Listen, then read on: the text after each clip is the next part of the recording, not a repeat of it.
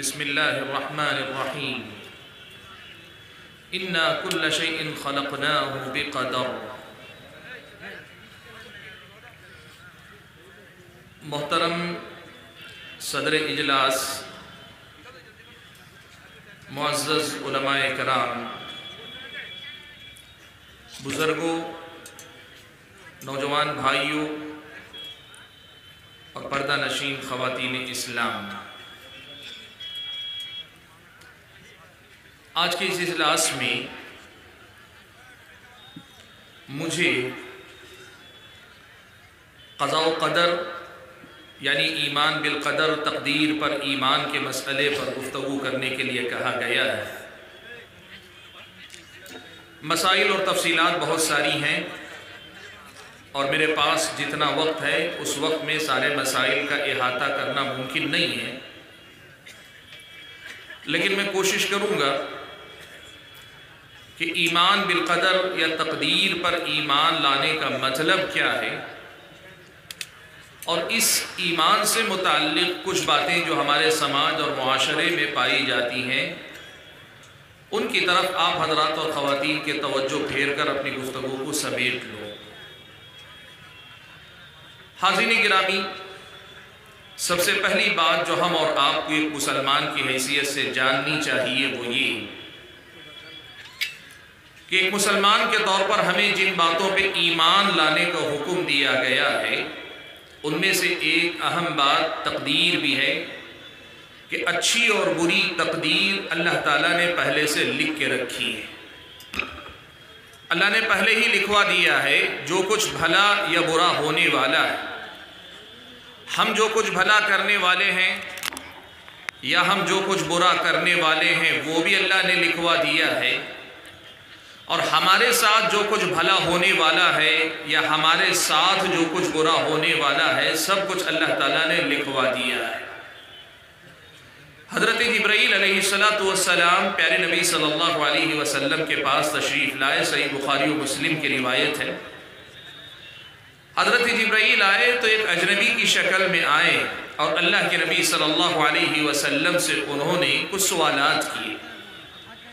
آپ صلی اللہ علیہ وسلم نے ان کے سوالات کے جواب دیے۔ آپ کے ہر جواب کے بعد وہ سائل، وہ اجنبی شخص اللہ کے نبی صلی اللہ علیہ وسلم کے جواب کی تائید کرتا جاتا۔ صحابہ کہتے ہیں کہ ہمیں تعجب ہوتا کہ سائل پوچھنے والا آدمی انجان ہوتا ہے، وہ کسی جواب کی تصدیق یا تکذیب کیسے کر سکتا ہے، کسی جواب کے صحیح یا غلط ہونے کا فیصلہ کیسے سنا سکتا ہے۔ بہرحال حضرت جبرائیل نے جو سوالات پوچھے تھے ان میں سے ایک سوال یہ تھا مل ایمان، اے اللہ کے نبی ایمان کیا ہے؟ آپ صلی اللہ علیہ وسلم نے ایمان کن باتوں پہ لانا چاہیے، ایمان کے ارکان کیا ہیں وہ آپ نے بتائے۔ آپ نے فرمایا ان تؤمن باللہ وملائکتہ وکتبہ ورسلہ والیوم الآخر والقدر خیرہ وشرہ۔ کہ ان 6 باتوں پہ ایمان لانا اصل میں ایمان ہے، یہ ایمان کی یہ 6 بنیادی باتیں، 6 بنیادی ارکان ہیں۔ اللہ پر ایمان، اس کے فرشتوں پر ایمان، اس کی کتابوں پر ایمان، اس کے رسولوں پر ایمان، آخرت کے دن پر ایمان، اور کہا والقدر خیرہ وشرہ، تقدیر پر ایمان لاؤ وہ اچھی ہو کہ بری ہو۔ تم اگر کچھ اچھا کر رہے ہو تو تم یہ کرو گے، یہ بات اللہ نے پہلے سے لکھ کے رکھی۔ تم اگر کچھ برا کرو گے تو تم یہ برا کرو گے، یہ بات بھی اللہ تعالیٰ نے پہلے سے لکھ کے رکھی۔ تمہارے ساتھ کچھ اچھا ہوتا ہے، تمہارا بھلا ہوتا ہے، تمہارا فائدہ ہوتا ہے، یہ بھی اللہ نے پہلے سے لکھ کے رکھا ہے۔ اور اگر تمہارے ساتھ کچھ برا ہوتا ہے تو اللہ تبارک و تعالیٰ نے وہ بھی لکھ کے رکھا ہے کہ تمہارے ساتھ کب کیا برا ہونے والا ہے۔ اس بات پر ایمان لاؤ کہ تم بعد میں آئے ہو، تمہارے اعمال بعد میں آ رہے ہیں، تمہارے حالات بعد میں آ رہے ہیں، تمہارے ساتھ جو کچھ ہو رہا ہے یہ اب ہو رہا ہے، آج ہو رہا ہے، کل ہوگا، اس زمانے میں ہو رہا ہے، اگلے زمانے میں ہوگا، لیکن اللہ نے یہ بات بہت پہلے سے لکھ کے رکھی ہے، اور جو اللہ نے لکھ دیا ہے نا اس کے خلاف یہاں ذرا برابر بات ادھر ادھر نہیں ہوتی، نہیں ہو سکتی۔ اس بات پر ایمان لاؤ، یہ ایمان کا 6واں رکن ہے، ایمان کے ارکان میں سے 6ٹھی بات ہے۔ وَأَن تُؤْمِنَ بِالْقَدَرِ خَيْرِهِ وَشَرِّهِ، تقدیر پر ایمان لاؤ کہ تقدیر اچھی ہو یا بری ہو، بہرحال اللہ تعالیٰ نے لکھ رکھی ہے، پہلے سے لکھوائی ہے، اس بات پر ایمان لاؤ۔ حاضرین گرامی، معلوم یہ ہوا سب سے پہلا مسئلہ کہ تقدیر پر ایمان لانا یہ رکن ایمان ہے۔ اس پر ایمان لائے بغیر ایک آدمی کا ایمان مکمل نہیں ہوتا اور ایمان قابل قبول نہیں ہوتا۔ بلکہ آپ یہ بات جان لیں، اگر کوئی آدمی تقدیر کا انکار کرتا ہے، ایمان نہیں لاتا ہے، نہیں مانتا کہ اللہ نے پہلے سے لکھ کے رکھا ہے، نہیں مانتا کہ جو کچھ وہ کر رہا ہے یا جو کچھ اس کے ساتھ ہو رہا ہے سب پہلے سے لکھ کے رکھا ہوا ہے، تو پھر یہ نہ ماننا آدمی کو دائرہ اسلام سے باہر نکال دیتا ہے۔ سنن ترمذی کی روایت میں نبی علیہ السلام نے یہی بات بیان فرمائی، وہ بندہ مومن نہیں ہو سکتا جو آدمی اللہ تعالیٰ کی لکھی تقدیر پر ایمان نہ لائے۔ صحیح مسلم کے مقدمے میں ایک واقعہ ہے، بصرہ میں تقدیر کا انکار کرنے والا یہ گروہ پیدا ہوا۔ کون ہے یہ بعد میں آپ کی سمجھ میں آئے گا۔ تقدیر کا انکار کرنے والا یہ گروہ پیدا ہوا جو یہ کہتا تھا کہ وَأَنَّ الْأَمْرَ أُنْفٌ، کہ بندے پہلے سے کوئی چیز اللہ نے تقدیر میں لکھ کے نہیں رکھی، بندہ عمل کرتا ہے پھر اس کے بعد اللہ کو پتہ چلتا ہے، پھر اس کے بعد اللہ تعالیٰ بندے کے اعمال نامے میں اسے لکھواتا ہے۔ تقدیر نام کی کوئی چیز پہلے سے لکھ کے نہیں رکھی ہے۔ ایک بدعت تھی، ایک گمراہی تھی، تقدیر کا انکار تھا۔ دو لوگ صحابہ سے فتویٰ پوچھنے کے لیے آئے۔ حضرت عبداللہ ابن عمر رضی اللہ تعالیٰ عنہما سے ان کی ملاقات ہو گئی۔ پوچھا آپ کا کیا خیال ہے؟ کچھ لوگ ہمارے علاقے میں ایسے ہیں جو یہ کہتے ہیں کہ پہلے سے کوئی چیز لکھی نہیں ہوتی، بندہ اپنی مرضی سے کرتا ہے تب جا کے اللہ کو پتہ چلتا ہے، تب جا کے اعمال نامے میں وہ عمل لکھا جاتا ہے۔ ایسی بات کرنے والے کے بارے میں آپ کیا فرماتے ہیں؟ ایسا ایمان اور عقیدہ رکھنے والے کا کیا مسئلہ ہے؟ حضرت عبداللہ ابن عمر رضی اللہ تعالیٰ عنہما نے دو باتیں کی۔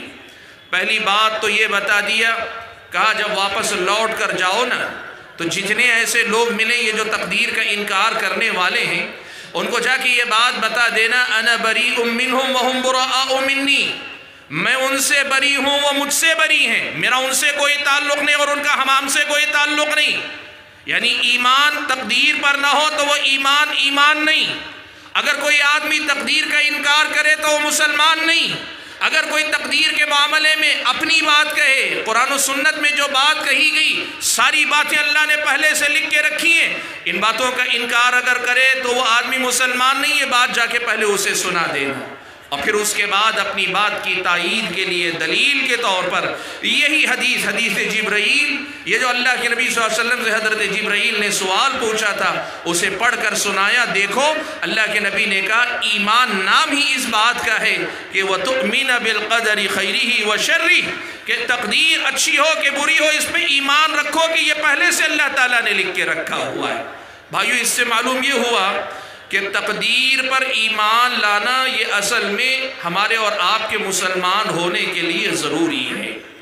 میرے بھائیوں، گفتگو کو آگے بڑھانے سے پہلے ایک مسئلہ میں آپ حضرات کے سامنے ذکر کر دیتا ہوں، آج اس مسئلے کو آپ سمجھ لیں۔ تقدیر پر ایمان کیا ہے؟ تقدیر پر ایمان کا فائدہ کیا ہے؟ یا تقدیر پر ایمان کا اتنا اونچا مقام کیا ہے؟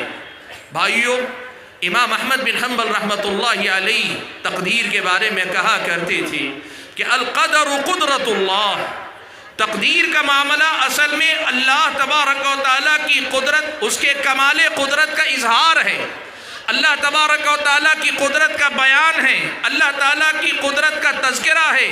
تقدیر پر ایمان کا مطلب یہ ہے کہ اصل میں آپ اللہ تبارک و تعالیٰ کی عظمت، اس کی کبریائی اور اس کے کمال قدرت کا اعتراف کر رہے ہیں۔ وہ کیسے؟ ذرا آج آپ یہ سمجھیے، آپ اور میں آج پیدا ہوئے اور آپ اپنے آپ کو ہی اپنی جگہ پہ رکھیے، میں اپنی جگہ پہ اپنے آپ کو رکھتا ہوں۔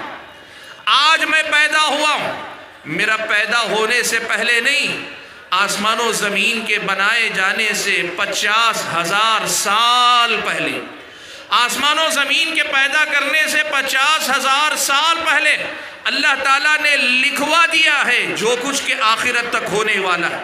دنیا میں جو کچھ ہوگا نا، ساری دنیا کے، اور بڑی بڑی باتیں نہیں، صرف بڑے بڑے حادثے نہیں، بڑے بڑے واقعات نہیں، ہر انسان کی زندگی کی تفصیلات، باریکیاں، جزئیات، حتیٰ کہ یہ بات یاد رکھیں، آج اس وقت میں اور آپ یہاں بیٹھے ہوئے ہیں، شاید کل ہمیں بھی نہیں معلوم تھا کہ بالتحدید بالکل اس وقت ہم یہاں رہیں گے، شاید ہمیں نہیں معلوم تھا، لیکن آسمان و زمین کے پیدا کیے جانے سے 50,000 سال پہلے اللہ نے لکھ دیا تھا۔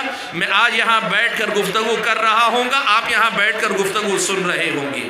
یہ اللہ تعالیٰ کے کمال قدرت کا اظہار ہے کہ دنیا والے آئے بھی نہیں، ان کے آنے سے پہلے اللہ تعالیٰ نے لکھ دیا ہے، اور یہ اس کے قدرت کا کمال ہے کہ انسان کو اختیار ہے، آزادی ہے، چھوٹ ہے، اس کے باوجود بھی انسان چاہے جو کر لے، وہ بہرحال وہی کرتا ہے جو چیز اللہ تعالیٰ نے پہلے سے تقدیر میں لکھی رکھی ہوئی ہے۔ سوچ کر دیکھیں وہ رب قدیر کیسی قدرت والا رب ہے، وہ قدرت رکھنے والا کیسا معبود برحق ہے کہ جس نے نہ صرف یہ کہ کائنات کو بنایا، کائنات کا نظم بنایا، یہاں کی مخلوقات کی ایک ایک بات کو اللہ نے پہلے سے لکھوا دی۔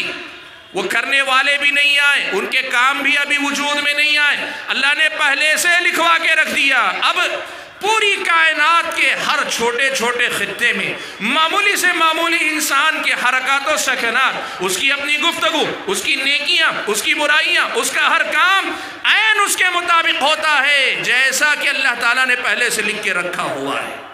سوچو اللہ تعالیٰ کی کیسی عظمت ہے۔ آج اگر میں آپ کو بتاؤں، کامیاب سے کامیاب انجینئر بھی اگر کوئی بلڈنگ، کوئی عمارت بنانا چاہتا ہے نا، بڑے سے بڑا پروجیکٹ دنیا کا، آپ معلوم کر کے دیکھ لیجئے، وہ چھوٹی سی ایک عمارت بناتا ہے، جب پلان بناتا ہے، پلان بنانے کے بعد جب عملاً تعمیر کرنے کی طرف آتا ہے نا، وہ کم سے کم چھوٹی موٹی تبدیلیاں کرنے پہ مجبور ہوتا ہے۔ اپنا بنایا ہوا پلان ہے اور پلان کے مطابق ہی ساری عمارت کھڑی ہوتی ہے، لیکن تعمیر کے دوران انسان کو لگتا ہے کہ نہیں، شاید اس کے بجائے ایسے کر لیتا تو بہتر ہوتا، اس کو ہٹا دوں، اس کو بڑھا لوں، اس کو گھٹا دوں۔ انسان اپنے پلان میں تبدیلی کرتا جاتا ہے۔ یہ بتاتا ہے کہ باکمال ہو کر بھی تم بہرحال کمزور ہو، تمہارے پلان میں کمزوری ہے، لیکن یہ اللہ تعالیٰ کا کمال قدرت ہے کہ آسمان و زمین کے پیدا کرنے سے 50,000 سال پہلے اللہ تعالیٰ نے جو بات لکھ دی، آج اس میں حرف برابر تبدیلی کی ضرورت نہیں رہتی، اور دنیا والے سارے اپنی مرضی اور اختیار سے اپنے اپنے کام کرتے ہیں۔ نیکی آپ اپنے اختیار سے کر رہے ہیں، آپ گناہ کر رہے ہیں اپنے اختیار سے کر رہے ہیں، لیکن اس کے باوجود آپ اپنے تقدیر کے فیصلے سے باہر نہیں ہو پاتے۔ سوچے وہ رب قدیر کیسی قدرت والا ہوگا۔ اسی لیے امام احمد بن حنبل رحمۃ اللہ علیہ نے کہا، القدر قدرت اللہ، تقدیر اللہ تعالیٰ کی قدرت ہے۔ تقدیر پر ایمان لانا دراصل اللہ تبارک و تعالیٰ کے کمال قدرت کا اعتراف کرنا، تقدیر پر ایمان لانا دراصل اللہ تبارک و تعالیٰ کی قدرت کو تسلیم کرنا، اور یہ ماننا کہ اللہ تجھ سے زیادہ بہتر منصوبہ رکھنے والا، بنانے والا، دنیا کے لیے نظام دینے والا کوئی نہیں، اور اس کے مطابق چلانے والا کوئی نہیں، تجھ سے زیادہ باریک بین کوئی نہیں، تجھ سے زیادہ جانکار کوئی نہیں۔ اللہ تبارک و تعالیٰ کی ان صفات پہ ایمان لانا ہے حقیقت میں۔ بھائیو، اسی لیے یہ بات یاد رکھو کہ تقدیر پر ایمان یہ دراصل اللہ تبارک و تعالیٰ پر ایمان کو مضبوط کرتا ہے، اور اللہ تبارک و تعالیٰ پر ایمان کو ایک طرح سے تقویت عطا کرتا ہے۔ بھائیو، سوال یہ پیدا ہوتا ہے کہ یہ جو تقدیر پر ایمان لانا ہے، اللہ تعالیٰ کی تقدیر، اللہ نے جو لکھ کے رکھا ہے تقدیر میں، اس پہ ایمان لانا، اس کا کیا مطلب ہوتا ہے؟ دو تین باتیں میں آپ کو نقطے کی شکل میں، پوائنٹس کی شکل میں بتا دیتا ہوں۔ پہلی بات دیکھیے، پیارے نبی صلی اللہ علیہ وسلم نے بیان فرمایا، كتب اللہ مقادیر الخلائق قبل ان يخلق السماوات والارض ب50,000 سنہ، آسمان و زمین کے پیدا کرنے سے 50,000 سال پہلے اللہ تعالیٰ نے مخلوقات کی تقدیر لکھ دی۔ آپ جانتے ہیں انسان کو اللہ نے زمین پیدا کر کے فوراً انسان کو یہاں نہیں بسایا، آسمانوں کو پیدا کر کے فوراً اللہ نے انسانوں کو نہیں بسایا، یہاں اللہ تعالیٰ نے پہلے جنوں کو بسایا، دوسری مخلوقات کو بسایا، انسان کا نمبر تو بعد میں آیا۔ انسان تو دور کی بات، آسمان و زمین کے پیدا کیے جانے سے 50,000 سال پہلے اللہ کے نبی نے فرمایا اللہ نے تقدیر لکھوا دی ہے۔ کیا مطلب؟ میں اور آپ اپنی زندگی میں جو کچھ کرنے والے ہیں سب کچھ اللہ تعالیٰ نے لکھوا دیا، اور میرے اور آپ کے ساتھ جو کچھ ہونے والا ہے بھلا یا برا وہ بھی اللہ تعالیٰ نے سب کچھ لکھا دیا ہے۔ اور کب لکھایا ہے؟ آسمان و زمین کے پیدا کیے جانے سے 50,000 سال پہلے اللہ تعالیٰ نے لکھوا دیا۔ دوسری حدیث میں اس کی مزید تفصیل یوں آئی، اللہ کے نبی فرماتے اول ما خلق اللہ القلم قال له اکتب قال ماذا اکتب قال اکتب مقادیر الخلائق الى ان تقوم الساعہ۔ اللہ نے جب قلم کو پیدا کیا تو پہلے اللہ نے قلم کو پیدا کرنے کے ساتھ اسے حکم دیا کہ تو لکھ۔ قلم نے پوچھا کیا لکھوں؟ اللہ نے فرمایا مخلوقات جو قیامت تک آنے والی ہیں تمام مخلوقات کی تقدیر لکھ۔ کیا مطلب؟ یہ مطلب نہیں ہے کہ قلم کو حکم دیا تم اپنے طور پہ جو چاہے لکھ، نہیں، اللہ تعالیٰ نے جو چاہا کہ لکھا جائے قلم کو حکم ہوا وہی لکھ، اور اللہ کے حکم کے مطابق، اللہ کی مرضی کے مطابق، اللہ کے فرمان کے مطابق قلم لکھتا گیا۔ اور انسانوں کے آنے سے پہلے یہ پورا جو ہے تفصیل اللہ نے لکھوا دی کہ اب یہ دنیا بسے گی، دنیا بس کر دنیا میں کیا کچھ ہوگا، کتنے فتنے آئیں گے، کتنے نیک لوگ آئیں گے، کتنے برے لوگ آئیں گے، کون کیا اچھائیاں کرے گا، کون کیا برائیاں کرے گا، یہ سب اللہ تعالیٰ نے پہلے سے لکھ کے رکھ دیا اور بتا دیا تم جو چاہے زور لگا لو، میرے یہ جو فیصلے ان سے باہر نہیں نکل پاؤ گے۔ یا معشر الجن والانس ان استطعتم ان تنفذوا من اقطار السماوات والارض فانفذوا لا تنفذون الا بسلطان۔ اللہ نے فرمایا اے جن و انس کی جماعت، میری بادشاہت، میری سلطنت، میرے اختیار، میرے اقتدار سے باہر اگر نکل سکتے ہو تو نکل کے دکھاؤ، نہیں نکل پاؤ گے، میری سلطنت کے اندر ہی رہو گے۔ تقدیر اصل میں اسی کمال قدرت کا، کمال اختیار کا، اللہ تعالیٰ کے اقتدار کا، اللہ کی بادشاہت کا، اللہ تبارک و تعالیٰ کے انسان کے ایک ایک چیز پر واقف ہونے، اس سے جانکار ہونے یا اس کو جاننے کا اعتراف ہے، اس کا اظہار ہے میرے بھائی۔ آپ صلی اللہ علیہ وسلم نے اسی لیے ہم اور آپ کو اس بات کا حکم دیا ہے کہ ہم اللہ تبارک و تعالیٰ کی تقدیر پر ایمان لائیں۔ ایک مسلمان کی حیثیت سے ہم جب کلمہ لا الہ الا اللہ محمد الرسول اللہ کا اقرار کرتے ہیں نا، تو ہمارے اس اقرار میں حقیقت میں تقدیر پر ایمان بھی شامل ہے۔ کیوں؟ اس لیے کہ اللہ پر ایمان، اللہ کی تقدیر پر ایمان اسی کا حصہ، ہم ایمان لا چکے ہیں اللہ تعالیٰ کی تقدیر پر، لیکن ہمارا یہ ایمان مجمل کہلاتا ہے۔ ہم نے جو ہے جملہ باتوں کو سمیٹ کر جو ایمان لانا چاہیے وہ ہم نے مان لیا۔ تفصیلی ایمان کیا ہے تقدیر کے بارے میں؟ تقدیر کے بارے میں جو کچھ باتیں قرآن و سنت میں مزید بتائی گئی نا، ان کو ہم اور آپ جاننے کی کوشش کریں۔ میرے بھائیوں، آگے بڑھنے سے پہلے یہاں ایک مسئلے کی وضاحت کر دینا چاہتا ہوں۔ دیکھیے، تقدیر کا مسئلہ ایک ایسا مسئلہ ہے کہ اس میں جو آدمی کتاب و سنت اور سلف صالحین کے اقوال، کتاب و سنت کے نصوص اور ان کی وضاحت میں سلف صالحین کے اقوال کو پڑھتا ہے، ان کو سمجھتا ہے اور اپنے آپ کو وہیں تک روک لیتا ہے، تقدیر کا یہ مسئلہ بہت حد تک اس کے لیے واضح مسئلہ ہے، اور جو وضاحت نہیں ہوتی وہ انسان خود سمجھتا ہے کہ اس کی جانکاری میرے لیے ضروری بھی نہیں۔ اگر آپ کتاب و سنت کی تعلیمات، قرآن کی آیات، احادیث رسول اور ان کی تفسیر تشریح میں صحابہ تابعین کے جو اقوال آئیں ان تک اپنے آپ کو روک لیتے ہیں، جتنی تفصیلات تقدیر کے بارے میں آئی ہیں نا، اتنی باتیں ہمارے اور آپ کے اطمینان کے لیے، ایمان کے لیے، اللہ کی تقدیر اور اس کی قدرت کو پہچاننے کے لیے، اللہ تعالیٰ پر کما حق و ایمان لانے کے لیے، اس کی تقدیر کو تسلیم کرنے کے لیے کافی ہیں، شافی ہیں، اطمینان دلانے والے ایک انسان کا نفس مطمئن ہو سکتا ہے اس بات پر۔ لیکن اگر وہی مسئلہ اگر کوئی آدمی کتاب و سنت کے دلائل کی روشنی میں سمجھنے کے بجائے تقدیر کے بارے میں اپنے عقلی گھوڑے دوڑانے لگ جائے، اپنے دماغ کو خامخواہ استعمال کرنے لگ جائے اور ایسے سوالات لائے جن سوالات کے بارے میں اللہ تعالیٰ نے ہم اور آپ کو علم نہیں دیا، ایسا نہیں کہ ان کا جواب نہیں، ان کا جواب ہے، لیکن اللہ نے ہمیں اس کا علم محدود دیا ہے، جتنا ضروری تھا اتنا دیا ہے۔ جو آدمی اس کو چھوڑ کر اپنے عقلی گھوڑے دوڑاتا ہے وہ آدمی تقدیر کے باب میں گمراہ ہوتا ہے۔ اور اللہ کے نبی صلی اللہ علیہ وسلم نے اس بات سے منع کیا ہے کہ پچھلی امتوں کی طرح اگر ہماری امت میں بھی کوئی آدمی تقدیر کے مسئلے میں دخل اندازی کرے گا، اپنی عقل کو گھسائے گا، گھسیڑے گا، خامخواہ اپنی عقل دوڑائے گا، کتاب و سنت کی تعلیمات کی روشنی میں واضح اور طے شدہ مسائل کو سمجھنے ماننے کے بجائے اپنی عقل سے نئی نئی باتیں پیدا کرے گا، نبی علیہ السلام کی یہ پیشن گوئی ہے کہ یہ اس امت کی گمراہی کا دروازہ ہوگا، یہ امت کی تباہی اور بربادی کا دروازہ ہوگا۔ اور تاریخ میں یہ دیکھا گیا، معتزلہ نے جو کہ کتاب و سنت کے نصوص کے احترام سے زیادہ اپنی عقل کی تقدیس اور اس کے تقدس کو مانتے تھے، اپنی عقل کو فوقیت دیا کرتے تھے، وہ جب اپنی عقلوں کے ساتھ تقدیر پر کے باب میں داخل ہوئے انہوں نے تقدیر کا انکار ہی کیا۔ اس کے مقابلے میں اہل سنت نے کتاب و سنت کی تعلیمات کی روشنی میں تقدیر پر ایمان لایا، وہ مسلمان رہے اور تقدیر پر ایمان ان کا باقی رہا، جیسے بات میری آگے آئے گی۔ لیکن بتانا یہ چاہتا ہوں کہ تقدیر کے مسئلے میں کتاب و سنت کی تعلیم یہ ہے، جو بتایا گیا، جتنا بتایا گیا اس کو پڑھو، اس کو سمجھو، اس کو سمجھاؤ کہ اس کا سمجھنا تمہارے میرے اطمینان قلب کے لیے ضروری ہے۔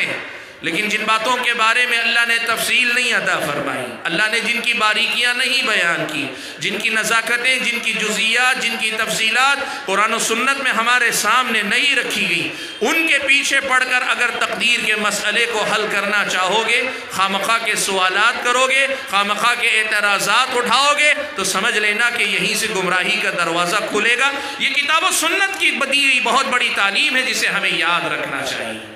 چلیے ہم سمجھنے کی کوشش کرتے ہیں تقدیر کا مطلب کیا ہے۔ بھائیو، اہل علم نے لکھا ہے کہ تقدیر کا مطلب ہوتا ہے 4 باتوں پر بنیادی طور پہ ایمان لانا۔ یہ چاروں کی چاروں باتیں تقدیر کی تفصیل ہیں، تقدیر کی نزاکت اور تفصیلات انہی باتوں کے اندر اللہ نے رکھی ہیں۔ 4 باتوں کو ماننا اور 4 باتوں کو اسی ترتیب سے ماننا جس ترتیب سے ان کا تذکرہ آپ کے سامنے آتا ہے۔ کیا 4 باتیں؟ علم کو مانیں، اللہ تعالیٰ کے علم کو تسلیم کریں، اللہ تبارک و تعالیٰ کی کتابت یعنی لکھایا ہے اللہ تعالیٰ نے، اس بات کو مانیں۔ اور چوتھی چیز ہے اللہ تعالیٰ کی مشیت کو مانیں، اللہ تعالیٰ کی مرضی ہے اس کو مانیں۔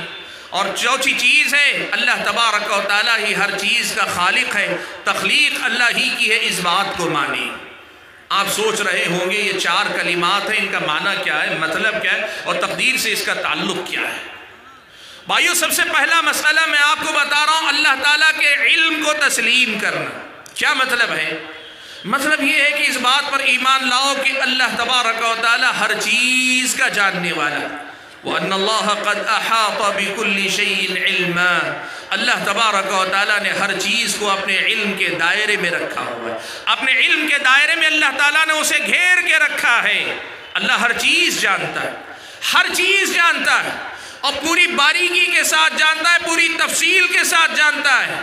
حتیٰ کہ بعض اہل علم مثال دے کر کہتے ہیں اللہ تبارک و تعالیٰ انسان کے دل میں جو خیالات آتا ہے نا، یعلم خائنۃ الاعین وما تخفی الصدور، وہ نگاہوں کی ہلکی ہلکی خیانتیں، وہ جو اشارے کنائے ہوتے ہیں اللہ وہ بھی جانتا ہے۔ وما تخفی الصدور، جو باتیں ابھی سینوں میں محفوظ ہیں، زبانوں تک بھی نہیں آئے، لیکن اللہ تعالیٰ کو وہ بھی معلوم ہے، اللہ سب جانتا ہے۔ اور سب جانتا ہے کا مطلب کیا ہے معلوم آپ کو؟ ایک تو اللہ تعالیٰ کے لیے ویسے ہی عالم، اللہ کو علیم، عالم ماننا، عالم الغیب ماننا، عالم الغیب والشہادہ مان، اللہ تعالیٰ کا علم ہر چیز کو شامل ہے، کوئی چیز اللہ کے علم سے باہر نہیں، یا دوسرے الفاظ میں ایسی کوئی بات نہیں جو اللہ تعالیٰ نہ جانتا ہو، یہ ماننا۔ لیکن خاص طور پر تقدیر کے باب میں یہ ماننا کہ کائنات میں جو کچھ ہوتا ہے نا اللہ پہلے سے جانتا ہے۔